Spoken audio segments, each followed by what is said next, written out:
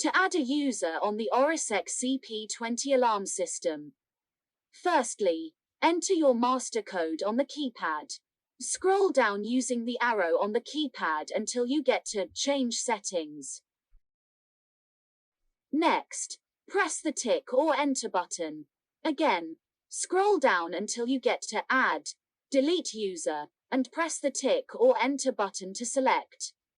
You will then be shown the first user for your alarm. Press the right arrow button until you are at the next available user. Scroll down to Code and press the right arrow to select. Use the keypad to enter the new user's code. The code can be between 4 to 6 digits long. Then press the back button on the keypad. Scroll down to Type, and then scroll right until the correct user type is selected. Scroll down to Name, and press the right arrow.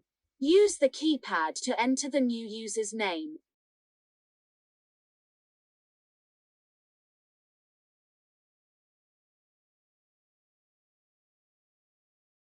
Press the back button until Exit menu is on the display and highlighted.